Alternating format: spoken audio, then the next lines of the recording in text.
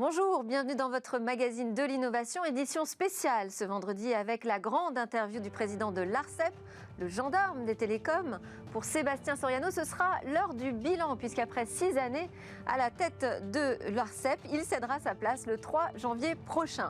Je l'interviewerai sur les importants dossiers dont il a eu la charge, notamment le dernier en date, l'organisation du lancement de la 5G en France.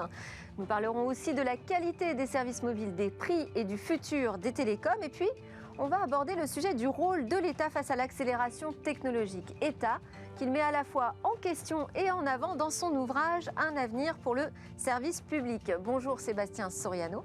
Bonjour, on parlera de tout ça ensemble. Mais avant, je vous présente Jérôme Bouteiller, fondateur d'écranmobile.fr, qui nous chronique l'actu mobile de la semaine. Et puis en fin d'émission, nous accueillerons un journaliste scientifique pour commenter l'actualité de sauvetage de OneWeb et les conséquences de la reprise d'activité de ce projet aux milliers de mini-satellites qui vont graviter en orbite basse autour de la Terre. Mais tout de suite, donc, place à notre rendez-vous mobile business. Bonjour Jérôme. À la une cette semaine, c'est ce Black Friday dont on ne connaît plus très bien la date finalement, mais qui est, ça c'est certain pour vous, un événement de plus en plus mobile first. Effectivement, bonjour Delphine, nous sommes le 27 novembre et c'était théoriquement aujourd'hui que devait avoir lieu le Black Friday avant qu'il soit effectivement repoussé d'une semaine par le gouvernement. Alors le Black Friday, c'est d'abord un événement américain qui intervient lors du week-end de Thanksgiving, mais qui a été importé en France il y a une dizaine d'années, d'abord par des acteurs de l'Internet avant de s'étendre à tous les commerçants.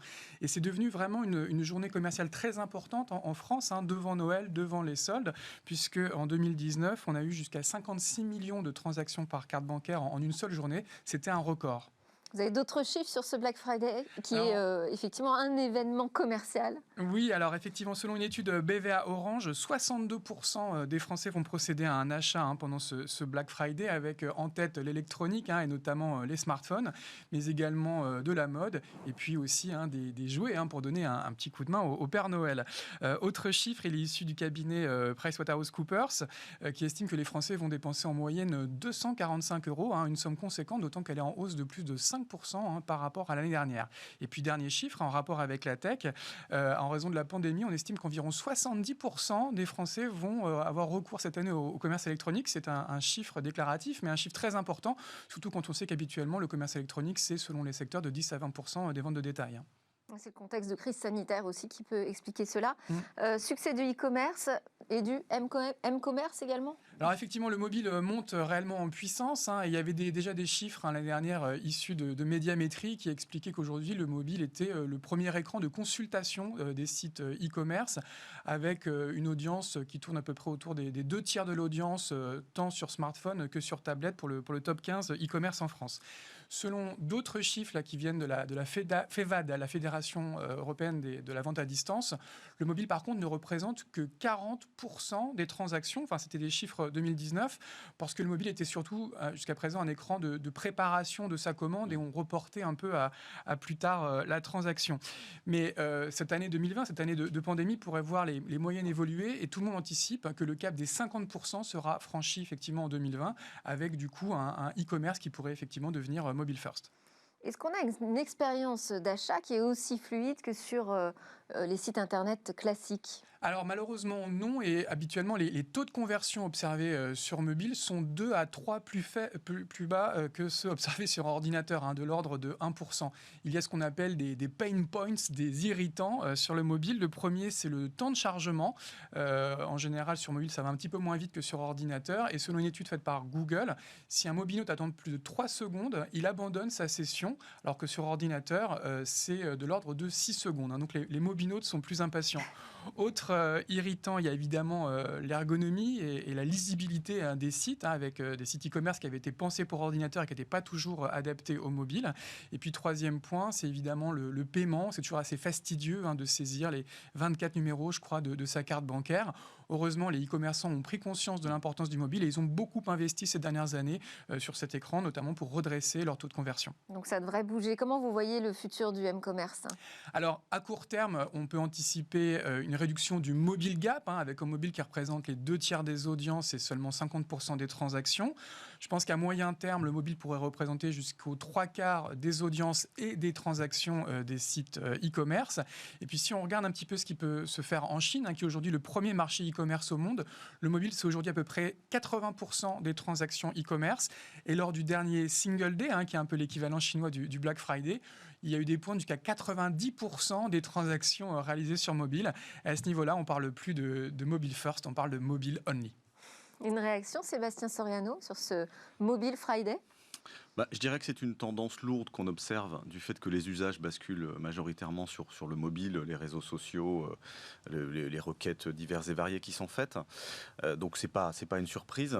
Surtout que dans le mobile, vous êtes souvent dans un univers où vous êtes reconnu parce que vous êtes dans une application dans laquelle vous avez déposé des informations et ça sécurise. Et donc par exemple pour faire une transaction, effectivement, on vous reconnaît plus facilement parce que vous êtes sur votre mobile, on peut vous envoyer un texto. Donc ça c'est la partie positive. La partie négative, c'est qu'on devient de plus en plus dépendant de cette un peu prison dorée qui a été créée notamment par le système d'exploitation qui est l'espèce de grand logiciel qui est caché dans votre téléphone, qui est souvent contrôlé par Google ou Apple et qui devient un peu le maître de votre expérience. Et donc ça, c'est un sujet d'inquiétude à moyen terme de garantir vraiment une pleine liberté des utilisateurs alors qu'ils sont entre les mains de ces grands acteurs. Et aussi davantage de risques de cyberattaque, puisqu'on est souvent moins vigilant sur son mobile que sur son ordinateur. Alors, on va enchaîner avec d'autres news business dans le secteur du mobile, notamment le rachat de Timo, qui était le pionnier français en matière de publicité mobile géolocalisée. Oui, c'est ça, Timo, une start-up qui avait un peu défrayé la chronique il y a quelques années avec sa solution de ciblage géolocalisé des internautes et qui avait surtout été ciblée par la CNIL. Mais la start-up a bien rebondi. Elle a d'abord été l'une des premières à avoir été déclarée conforme au RGPD par cette même CNIL, et elle vient d'être rachetée par le groupe américain NIR, qui a précisément apprécié chez elle son expertise en matière de RGPD. En France, on n'est peut-être pas encore une Startup Nation, mais au moins on est une DPO Nation. Alors, des nouvelles de Snapchat qui s'attaque à TikTok. Oui, effectivement, le succès de TikTok ne laisse personne indifférent. C'est l'application la plus téléchargée au monde cette année. Et donc, après Instagram qui avait lancé Reels, c'est désormais Snapchat qui lance Spotlight. Et donc, comme effectivement sur TikTok, on pourra voir des vidéos verticales avec des chorégraphies, des gens qui chantent par-dessus les fichiers musicaux, avec l'objectif évidemment d'attirer de plus en plus de clones de Charli D'Amelio, cette américaine qui a franchi les 100 millions de followers sur TikTok. Vous la suivez, Sébastien Soriano ? J'avoue que non. On termine avec le calendrier de la 5G qui s'accélère. Effectivement, c'est un sujet dont vous avez parlé avec Sébastien Soriano, mais après SFR à Nice ou Bouygues Télécom, c'est Orange qui annonce le lancement de la 5G dans une quinzaine de villes françaises. Alors je vous donne très rapidement la liste. Ça sera Nice, Marseille, Montpellier, Toulouse, Pau, Le Mans, Angers, Clermont-Ferrand, Mulhouse, Strasbourg, Lens et Douai. Pour Paris, il faudra attendre encore quelques temps, le temps qu'on termine une concertation citoyenne. C'est pas forcément les villes où on attendait la 5G en premier, non, Sébastien Soriano ? C'est l'originalité de cette période dans laquelle il y a une exigence démocratique, il y a une vigilance citoyenne de plus en plus forte. Et donc, cette industrie des télécoms, elle doit aussi s'adapter à ça. Ce qu'on lui demande aujourd'hui, c'est pas seulement d'innover, c'est aussi d'expliquer l'innovation, la rendre concrète et acceptable par les concitoyens, ce qui explique cette géographie un petit peu originale. Mais je veux le voir le verre à moitié plein, on avance. Et comment vous réagissez, par exemple, à l'aviation civile qui refuse de voir arriver des antennes 5G ? Oui, alors c'est un peu regrettable, mais je pense que nous allons y arriver. La 5G se déploie partout dans le monde et il n'y a pas de problème avec les aéroports, donc on va y arriver. Ok, bon, merci beaucoup Jérôme Bouteiller d'écranmobile.fr pour ces actus sur le monde du mobile. Maintenant, c'est l'heure de la grande interview bilan.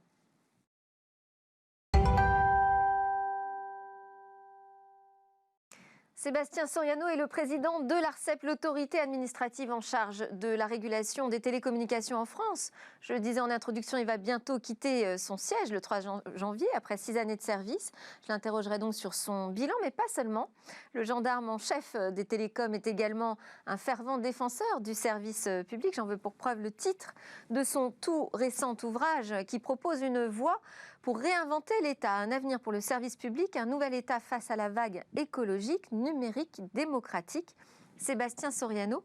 J'ai découvert que, avant tout, vous étiez un amoureux des mathématiques. Vous auriez même songé à devenir un chercheur en mathématiques pures. Et puis non, après Polytechnique, finalement, vous décidez d'embrasser la fonction publique. Quelle est votre motivation à l'époque ? Écoutez, j'aurais bien aimé faire les deux, pour être tout à fait honnête. Mais je me suis dit que c'était plus raisonnable. J'étais intéressé par la politique, en fait, d'abord.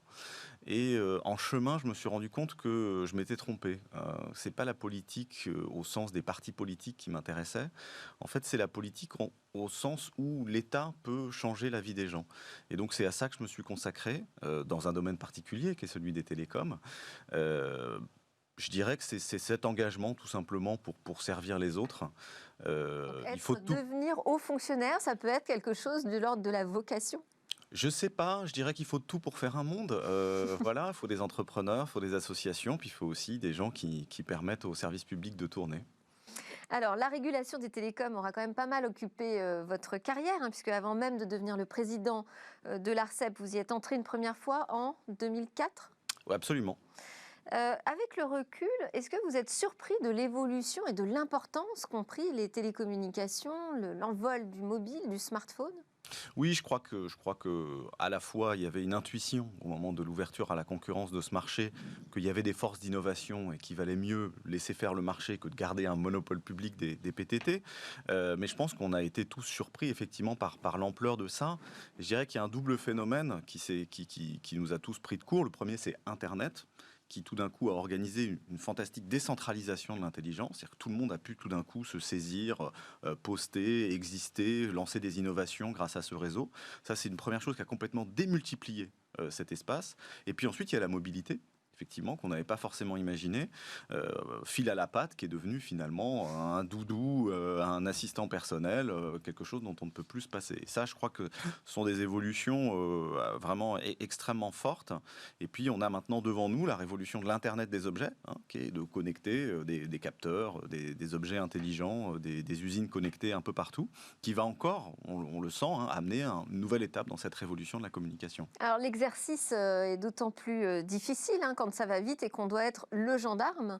Le rôle de l'ARCEP, c'est en fait de vérifier que cette libéralisation se passe dans de meilleures conditions possibles, qu'il y ait une concurrence saine sur le marché et que finalement ça impacte positivement les prix pour les consommateurs. C'était ça votre...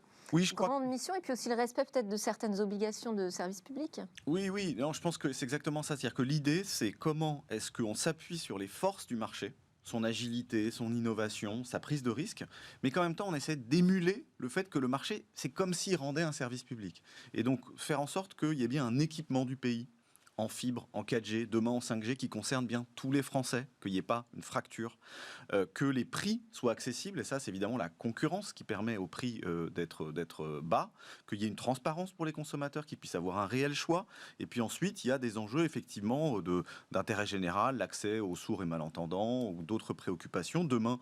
Où là, la concurrence ne répond pas, finalement. Non, là, il a fallu l'imposer par la loi, effectivement.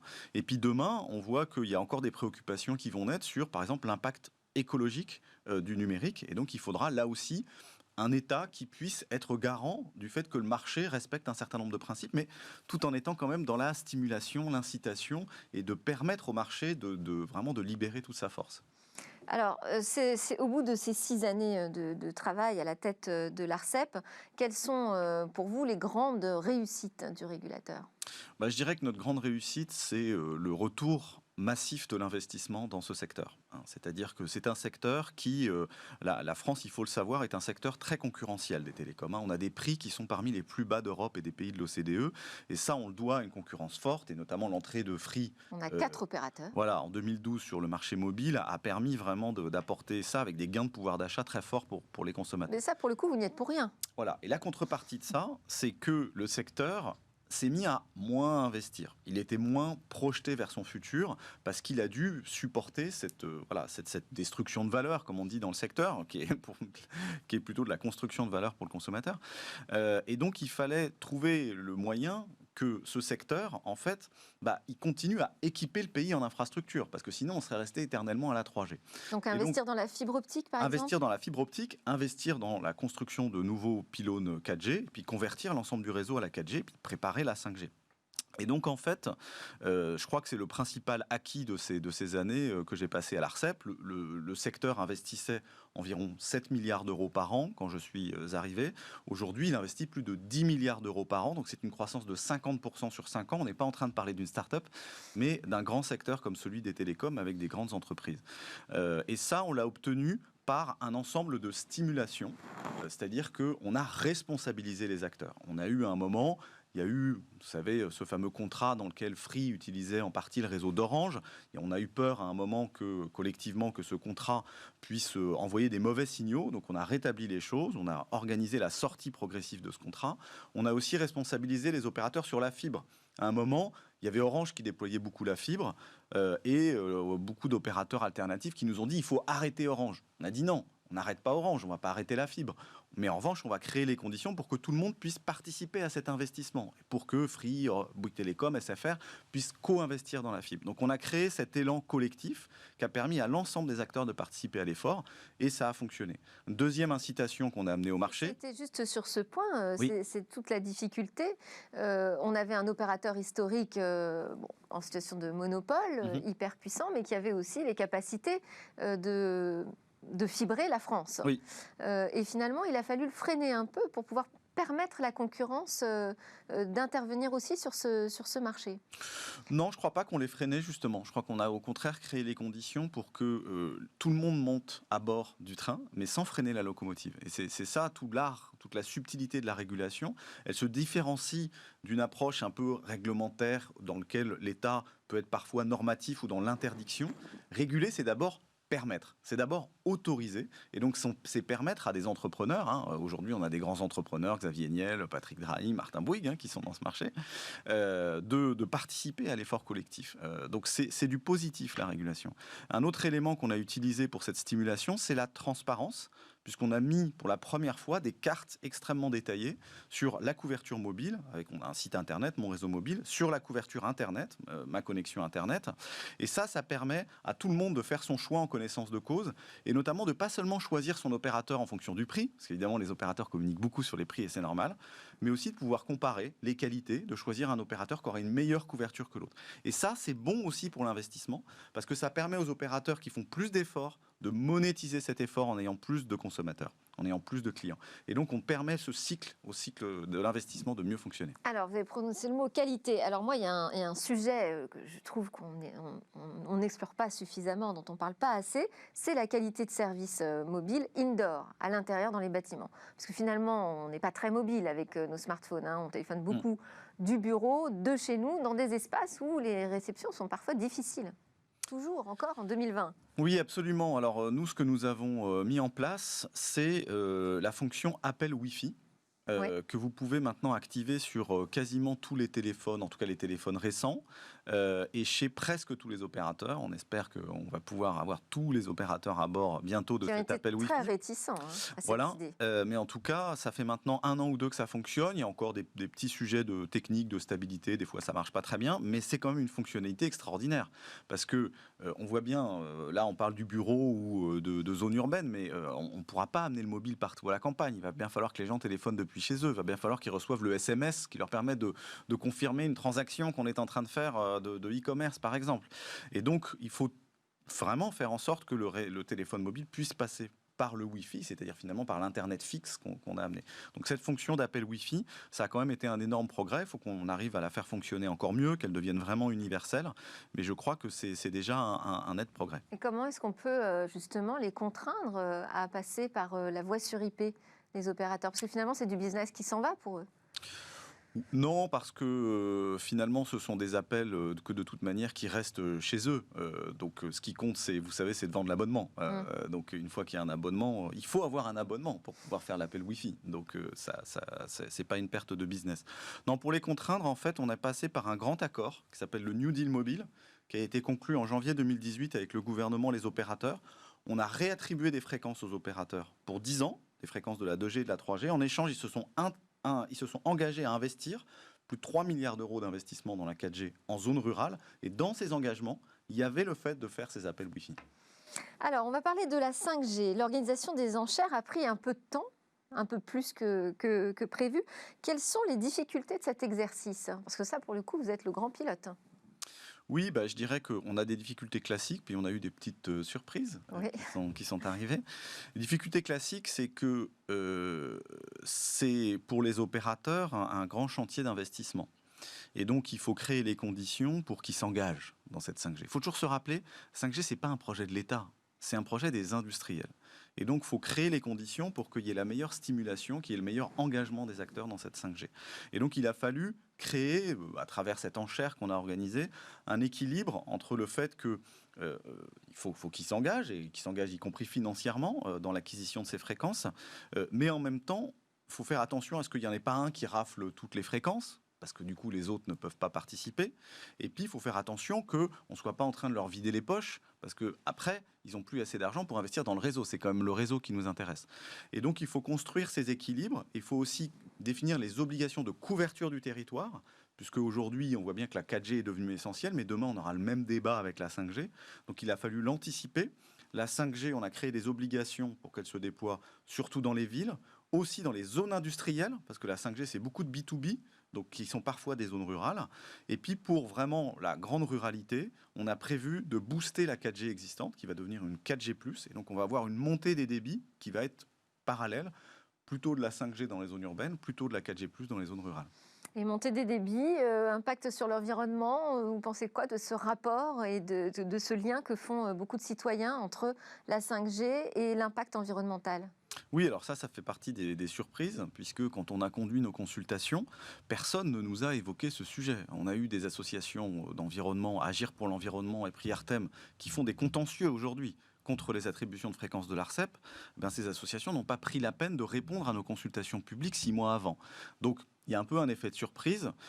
Dommage, parce que nous, à l'ARCEP, on aime co-construire, on aime construire avec les acteurs, on aime trouver des solutions, et plutôt qu'être dans la conflictualité.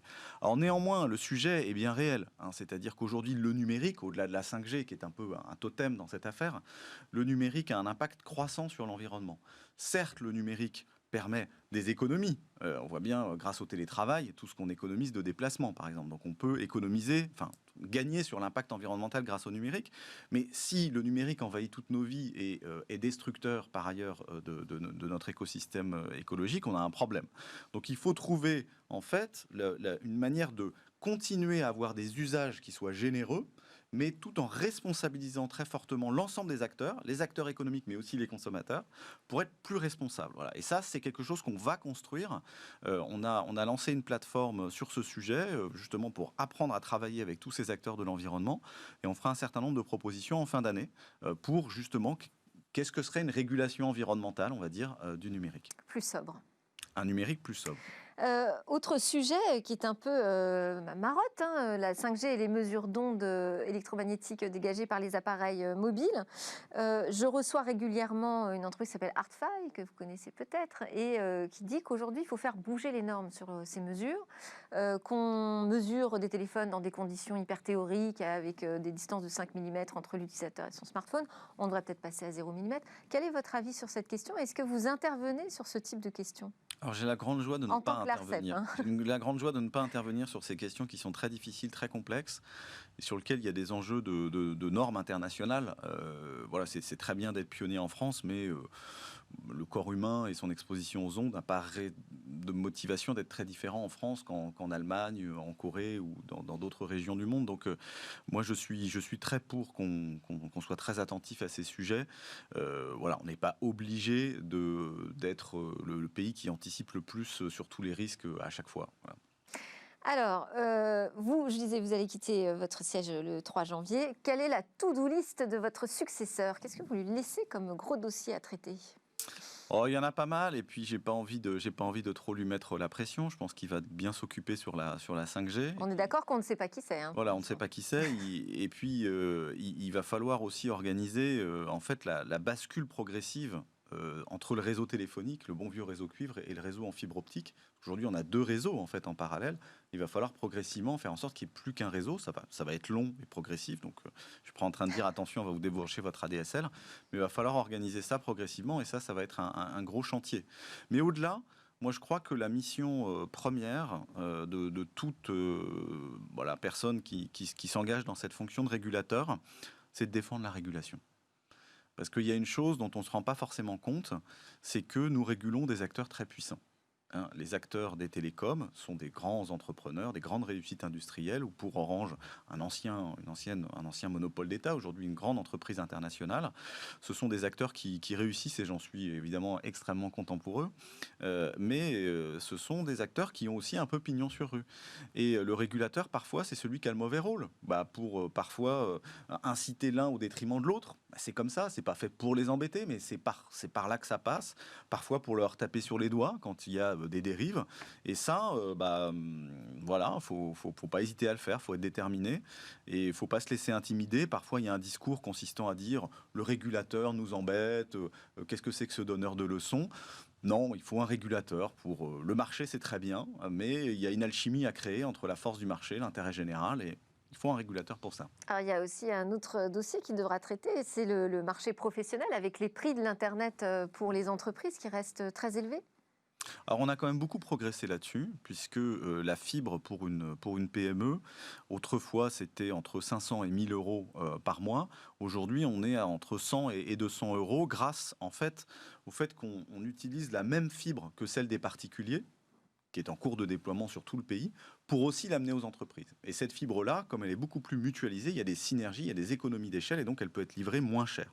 Donc ça, nous, on a dépensé beaucoup d'énergie pour créer les conditions que le marché professionnel se déploie sur cette fibre. Alors, ce n'est pas encore partout le cas, donc effectivement, toutes les PME ne bénéficient pas de ça, mais c'est en cours, les lignes bougent, les grands opérateurs s'engagent sur ce marché. Autrefois, il y avait Orange, SFR qui était très présent. Maintenant, il y a aussi Bouygues Télécom et demain, Free qui s'engage sur ce marché. Donc je crois qu'on va vraiment vers une généralisation, vers une fibre de masse pour les TPE et PME françaises. Donc ça progresse. Et pareil pour les dom-toms. Oui, absolument. Non, mais tout à fait. La fibre se déploie outre-mer. La Réunion est un des départements où la fibre est la plus avancée. Et puis, la 4G également a connu un bond en avant. On a connu là aussi une entrée de Free sur certains de ces marchés. Ça prend un peu plus de temps dans les Antilles, mais ça va arriver. Et puis, la 5G, bientôt, on est en train de la préparer. Alors, on arrive tout doucement à ces questions du rôle du régulateur, du rôle de l'État, de la souveraineté, ce qui m'amène à m'intéresser à votre livre. Alors, vous expliquez d'ailleurs, c'est dans la postface, moi j'aurais démarré avec ça. Tout a commencé par le mouvement des Gilets jaunes, dites-vous.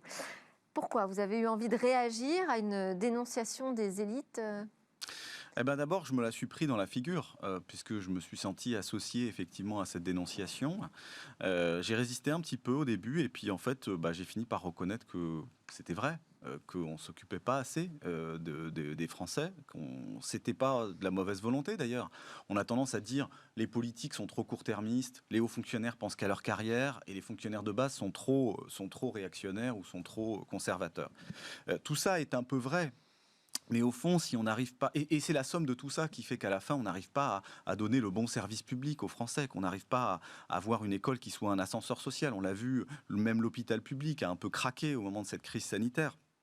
Et puis, on le voit avec les déserts médicaux, les transports publics qui parfois ne sont pas forcément suffisamment au niveau. Donc, il y a une sorte de crise du service public qui est réelle et il ne faut pas la nier. Pour autant, moi, ce que j'ai voulu dans ce livre, c'est au-delà de un constat clair de dire ça va pas, ça va pas, c'est de dire il y a aussi des bonnes nouvelles. Oui. Il y a aussi des belles choses. Ce que vous dites, c'est une révolte optimiste. Voilà. Il y a aussi des belles choses qui se passent dans l'État. Et moi, c'est ça que j'ai voulu mettre en avant. Un peu comme le film Demain, qui a montré une somme de petits miracles écologiques. J'ai voulu montrer les petits miracles publics qui se passent dans l'innovation publique, qui sont en fait un État qui devient partenarial. Partenarial avec les territoires, partenarial avec le marché, c'est ce que j'ai fait dans la régulation, partenarial aussi avec les outils numériques pour mobiliser la population. Et cette forme d'État partenarial que j'ai appelé État en réseau, c'est-à-dire un État qui travaille avec un réseau d'acteurs, avec un écosystème, qui ne se pense pas comme un État surplombant, normalisant, castrateur, mais qui soit un État animateur, j'ai voulu montrer que ça existait par une somme d'exemples extrêmement concrets dans le domaine social, les territoires zéro chômeur longue durée, dans le domaine de l'aménagement du territoire, le programme Action Cœur de Ville, 1000 autres exemples que je cite dans ce livre, notamment dans le domaine écologique, où ce n'est pas des fonctionnaires qui vont bêcher les terres de France. Il va falloir mobiliser la société pour la conversion écologique. Et sur tous ces sujets, eh bien, ça existe. Et donc, ce que j'ai voulu montrer, c'est la face positive, montrer qu'il y avait de l'espoir. Et puis, dans un deuxième temps, voilà, essayer d'esquisser quelle serait la voie pour généraliser ces bonnes ça tendances. existe, mais visiblement, ça ne se voit pas, ce n'est pas suffisant. Je ne sais pas si un gilet jaune achètera un livre qui est titré « Un avenir pour le service public », par exemple. Donc, il y a un problème profond. Moi, ici, je suis dans Smartech, hein, je ne parle pas de politique ou de ces sujets très généraux sur la société, mais ce qui m'intéresse aussi, c'est de voir comment cette accélération technologique a pu rendre l'État peut-être plus rapidement obsolète. Oui, je crois que c'est quelque chose d'assez fascinant, c'est qu'en fait l'accélération technologique, elle a cassé largement ce qu'on appelle le modèle fordiste, en fait, qui s'était créé dans les 30 Glorieuses autour du salariat. On voit bien que l'accélération technologique, elle fait que on peut plus en fait passer sa vie à être pendant 40 ans dans la même entreprise et puis à avoir quelques échelons qu'on gravit. L'accélération technologique, elle remet en cause fondamentalement les business models. On parlait ce matin du mobile et des smartphones. Mais ça date de 2008. Vous vous rendez compte qu'il y a seulement 12 ans que c'est arrivé. Et la révolution, mais phénoménale que ça a apporté dans tous les domaines. Et donc cette accélération technologique, elle fait que les métiers n'existent plus ou changent fondamentalement à une vitesse extraordinaire. La notion de métier, en tout cas, est très différente. Absolument. Et donc ça oblige toute la société à se réinventer en permanence. Et donc la capacité qu'a eu pendant un moment le patronat et les syndicats à discuter et à trouver des compromis, en fait, ce modèle ne fonctionne plus. Parce que le modèle du salariat qui est intrinsèquement lié à ça, eh bien, il n'est pas suffisant à embrasser toute la diversité des populations. Il n'est pas suffisant pour permettre que chacun se réinvente un peu tous les 10 ans. Les cadres, peut-être, sont en avance sur ce sujet, mais maintenant, ça concerne toute la société. Et donc, il faut réussir à embarquer l'État également, donc. Et l'État, lui, l'État continue à avoir une place centrale, selon vous, au milieu de cette transformation numérique du monde. Oui, c'est ça, mais il doit apprendre à agir différemment. Par exemple, dans les années 50, on a déployé les réseaux du téléphone, les réseaux électriques. Donc, on avait un État qui était directement en train d'apporter le service au public. Mais dans les défis du futur, que ce soit le défi numérique ou le défi écologique, il va falloir travailler avec l'ensemble des parties prenantes et être encapaciteur, être dans une logique de libérer les énergies, d'autoriser. Et c'est typiquement, nous, ce qu'on a fait dans les télécoms. Aujourd'hui, on n'en parle pas tout le temps, il y a ce chantier de la fibre optique sur notre territoire. 5 millions de prises optiques déployées l'année dernière. Cette année, ce sera à peu près la même chose. C'est un chantier titanesque d'infrastructures dont la clé du succès est de reposer sur une multitude d'acteurs, des grands opérateurs télécoms, mais aussi des collectivités locales, des opérateurs locaux, accompagné par l'État, le régulateur gouvernement. Et ce chantier fantastique, il est en train de faire l'équivalent de centrales nucléaires ou l'équivalent d'équipements municipaux, mais sans les retards qu'on entend tout le temps, sans les triplements de budget qu'on entend tout le temps sur ces différents chantiers. Et c'est ça la manière de réinventer l'État. On peut changer la vie des gens. Donc la clé, c'est pour vous un État en réseau. Alors on va terminer notre grand entretien avec une interview express. Je vous lance sur un mot et vous répondez en 2 phrases maximum, s'il vous plaît, Sébastien Soriano. Vos rêves? Mon rêve, c'est un État réinventé, un État qui donne sa chance à l'humain, un État qui ne soit pas en train de donner des leçons, mais qui ouvre grand ses oreilles aux Français. Vos peurs? Ma peur, c'est la fragmentation de l'espace public. Il y a de moins en moins d'opinions, il y a moins de lieux de débat dans lesquels on peut cristalliser son esprit critique. Il y a cette polarisation, cette fragmentation qui m'inquiète beaucoup. Vos interrogations? Écoutez, mes interrogations, je me demande ce que vont faire mes enfants. Et je regarde ça d'un œil optimiste, mais je suis curieux. Votre idée fixe? Mon idée fixe, c'est la régulation. Je pense qu'on est dans un monde dans lequel le marché occupe une place de plus en plus importante, et c'est bien. Pour autant, il faut garder une exigence pour vraiment défendre l'intérêt des gens. Le futur, vous l'imaginez? Vert. Vert. Et vous, dans 5 ans, vous serez? Je ne sais pas, toujours dans le public. Et la prochaine révolution dans le mobile, ce sera ? L'Internet des objets. Très bien. Merci beaucoup Sébastien Soriano, président de l'ARCEP, d'avoir joué le jeu de cette grande interview. On reste ensemble. Juste après la pause, nous allons parler de l'espace, du ciel et des satellites qui le colonisent.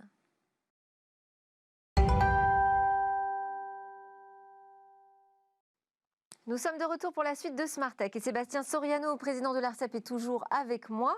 Denis Delbecq, journaliste scientifique, nous a rejoint pour commenter l'actualité spatiale, en particulier la reprise d'activité de OneWeb. OneWeb, c'est ce projet de constellation géante de satellites placés en orbite basse au-dessus de notre tête, autour de la Terre, pour offrir un accès à Internet sur toute la planète. Alors l'entreprise vient d'être sauvée de la faillite grâce au rachat par un consortium comprenant notamment le gouvernement britannique. Les lancements de ces mini-satellites devraient donc pouvoir reprendre dès le 17 décembre. Bonjour Denis. Bonjour. Alors comment accueillez-vous cette nouvelle ? Parce que partout on se dit génial, excellente nouvelle. C'est génial cet Internet depuis l'espace qui pourra nous toucher dans n'importe quelle forêt reculée, c'est extraordinaire. Mais c'est un vrai problème parce que l'espace est un endroit, l'orbite terrestre est un endroit extrêmement encombré. On y fait des choses essentielles, notamment de la science pour observer la Terre, prévoir le climat. On y fait aussi des communications, toutes sortes de choses. Il y a 2000 à peu près satellites en activité aujourd'hui. Il y a beaucoup de débris, des restes de vieilles fusées, de vieux satellites, etc. Et là, on a donc cette multiplication de projets. Donc OneWeb, c'est finalement un petit projet, puisque c'est à peu près 600 satellites dans un premier temps et peut-être 3000 un peu plus tard. À terme, oui. Le projet numéro 1, c'est Starlink d'Elon Musk, où il y a déjà à peu près 900 satellites en orbite. Il a déjà demandé une autorisation pour 12 000 et ils en prévoient même peut-être 30 000 de plus. Ça fait 42 000 satellites rien que pour Elon Musk, en sachant qu'on en a lancé que 8 000 depuis le début de l'histoire spatiale.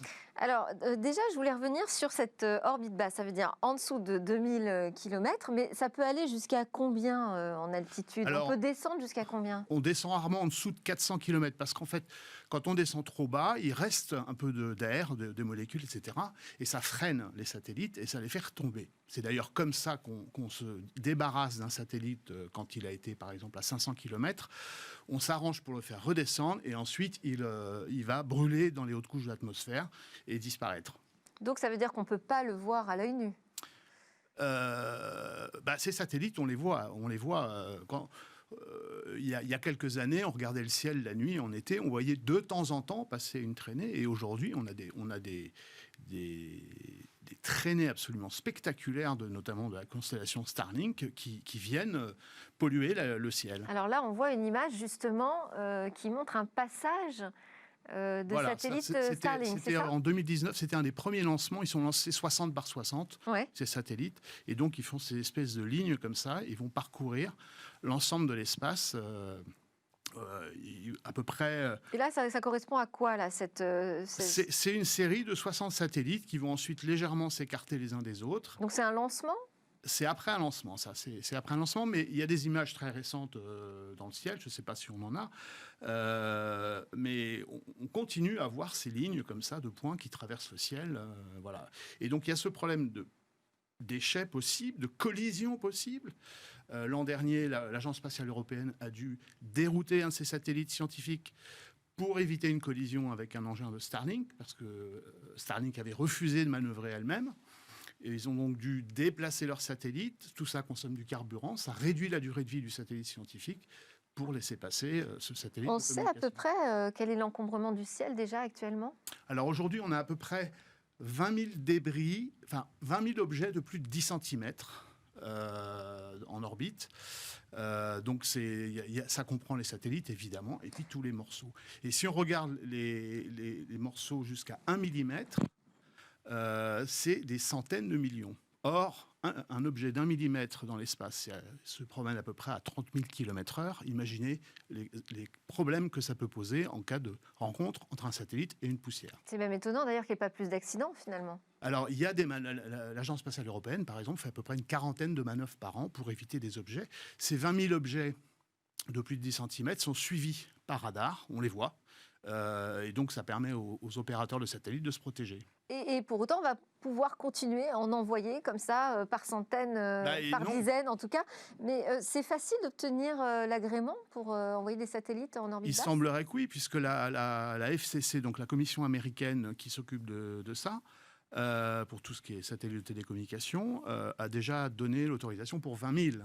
Donc, dont les 12 000 de Starlink. Mais il y a Boeing qui a un projet, il y a Samsung qui a un projet, il y a Amazon qui prépare les lancements de ses premiers satellites aussi. On envisage à peu près entre 50 et 60 000 si tous ces projets se font.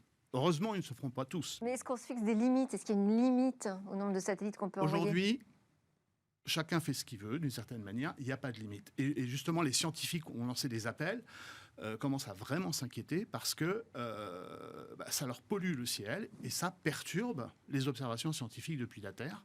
Et parce que ces traînées de satellites apparaissent sur les images du cosmos. C'est une pollution lumineuse pour les astronomes. Vous avez des exemples, je crois, à partager avec nous. On parle d'un matin du 18 novembre 2019 où des satellites Starlink, on les voit donc passer dans le ciel. Et en fait, ça perturbe cette observation, donc ça perturbe le travail des scientifiques.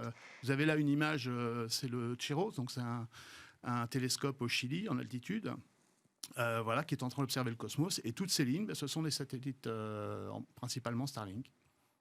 Et alors, ils communiquent entre eux par un système de laser ? C'est ça, parce qu'en fait, il va y avoir à peu près 3 régions de satellites différentes sur le Starlink. Il y a une vers 500 km, une autre vers 1200 km et une autre un peu plus haute. Et en fait, tous ces satellites communiquent ensemble par laser, avec une lumière qui est invisible à l'œil nu, mais qui est un proche infrarouge, donc qui peut être vu par certains télescopes, et qui est vu en particulier par les caméras, même n'importe quelle caméra du commerce, caméra numérique, voit cette lumière parce que le capteur est plus sensible que notre œil. Et alors, est-ce qu'on a un début de dialogue entre tous ces acteurs du ciel ? Pour le moment, résolutions non. qui vont être Pour le prises ? moment, non. La NASA s'est émue récemment d'un autre projet parce qu'il viendrait se mettre dans des altitudes où elle a 10 satellites, le A-Train, qui est un objet absolument extraordinaire. Ce sont 10 satellites scientifiques qui naviguent à la queue leu-leu pour faire des observations sur le même endroit avec des manières de faire différentes. Or, cette constellation, une société qui s'appelle AST, qui est une société qui n'a jamais fait de spatial, donc on peut s'inquiéter aussi sur ses compétences, risque de venir dans la zone d'orbite de ces fameux satellites scientifiques de la NASA.